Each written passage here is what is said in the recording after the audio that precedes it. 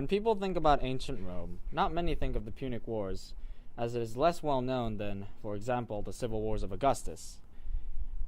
But it is way more complicated than what you probably know of Rome. But the Punic Wars were a big deal, as its outcome influenced what we have today. For example, the Senate comes from the Roman Senate, and our language and a lot of other European languages come from Latin. From these examples, you can guess who actually won the Punic Wars, which would be Rome.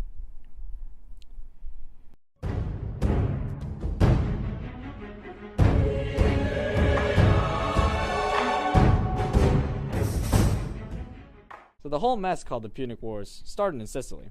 There was a dispute in Sicily between Rome and Carthage, because of Carthage helping a group of mercenaries known as the Mamertines to take over Sicily. And that turned into a bloody conflict known as the First Punic War. It was essentially ancient World War I, as over 1 million men fought in it, taking a fifth of the Rome's male population and taking a grueling 20 years to resolve. As Rome slowly took Sicily town by town, Rome knew that to achieve victory, they would have to take all of Sicily. But because of the fierce resistance from the Carthaginians, Rome knew that they would have to take it to the seas, what Carthage was known for. To do this, first Rome needed a fleet, but since they had never even thought about a navy because they have always dealt with ground wars, Rome had to build a ship from scratch. So some accounts say that they built their navy from a Carthaginian ship that washed ashore. After building their navy and starting to win naval battles, Carthage gave up and lost a lot of money and Sicily. After this, Hamilcar Barca, still having his army intact, went back to Carthage, and since Carthage mainly fought its wars with mercenaries, Hamilcar's army was expecting pay. However, with the loss of the war, Carthage was in no position to pay anyone. So in short, the mercenary besieged the city, and Hamilcar had to essentially defeat his own army.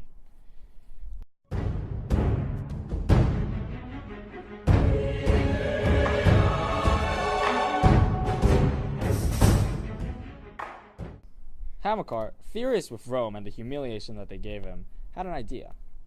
He first got another mercenary army, and paid up front this time, and asked for permission to expand the African territory. But when he got permission, he went straight to Spain, only stopping to make an offering to the gods with his son Hannibal to never be a friend to Rome. Before anyone really found out that he went to Spain, they saw that silver was being sent to Carthage by the many silver mines in Spain, so no complaints or oversight was brought upon Hamilcar. Conquering Spain was no easy task, as it took over 10 years to do, but as more of Spain grew under the Barca family, the mercenary army that Hamilcar brought with him became veteran killing machines loyal to the Barca family. Hamilcar also founded a city called Barcino, after his family name, now known as Barcelona. When Hamilcar died due to unclear reasons, one of his sons, Hasdrubal, came to power.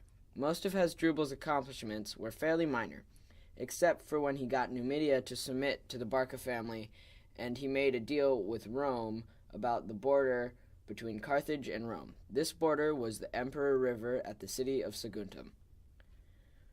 Hasdrubal and Hannibal grew ever closer to that border until they finally decided to seize Saguntum. Saguntum, being allied with Rome, expected help from Rome, but Rome was busy with other wars, so didn't reinforce Saguntum as it was being seized. After Saguntum was seized, Rome came to Carthage and to give them two choices, to surrender Hannibal or face war. And Carthage chose war. Hannibal, now free to do what he wants, set his eyes for Rome. But he knows Rome will expect him there, so he goes to Rome in the most unexpected way possible, crossing the Alps to modern-day northern Italy. Rome, on the other hand, was preparing a battle in Africa, so sent most of their main troops to Sicily, while having one of their consuls go with another army to invade Spain, and then leaving a couple troops to defend the Alps from the Gauls. So Rome didn't expect Hannibal to just cross the Alps in the beginning of winter, so it was a very effective sneak attack. Once he crossed the Alps, he was doing very well.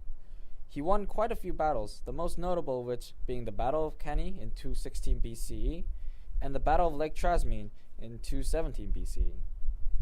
However, the Romans mounted a counterattack on Carthage, so Hannibal had to go back home to protect the city. but he was inevitably defeated by Scipio in the Battle of Zama in 202 BCE. This secured the position for Rome to dominate Europe.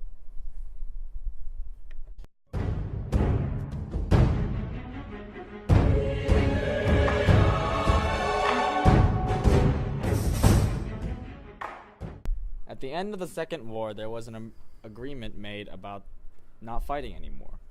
The thing was, Rome rather wanted to pick a fight with Carthage, mainly because of a senator named Cato, still thinking that Carthage was a threat. He rather famously said, at the end of all his speeches, Centurum censeo Carthaginium esse delendam, which means, therefore, Carthage should be destroyed. This was convincing enough to the Romans because they had spoken to the king of Numidia, who was pro-Rome at the time, and got them to attack Carthage. Because of this, Carthage had to break the agreement of not fighting anymore and strike back at Numidia, which was allied to Rome at the time. Once Carthage broke the agreement, Rome launched a full-on siege of Carthage. One of the generals of the Roman army was Scipio Aemilianus, who was the adopted grandson of Scipio Africanus. This new Scipio was the one to bring the siege of Carthage to an end. The entire city destroyed, the land covered with salt, and the surviving citizens sold into slavery. The Carthaginian land became a province of Africa.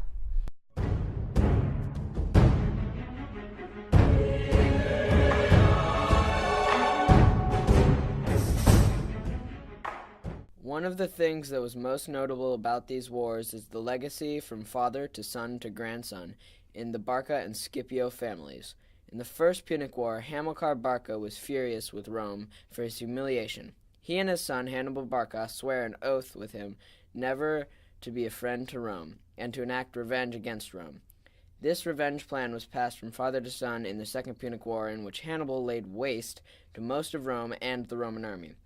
Scipio, on the other hand, comes in during the Second Punic War. Fairly young, and he is given the huge responsibility of taking over Spain from the Carthaginian territory.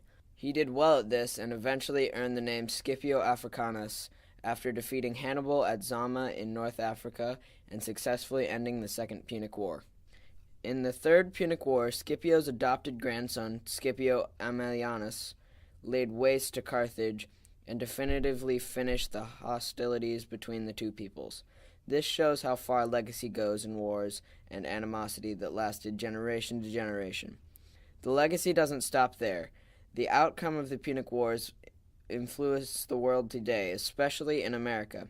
The Senate, our language, our legal systems, and many other aspects of American society exist today because Rome won the Punic Wars and became a dominant power in Europe and the Mediterranean.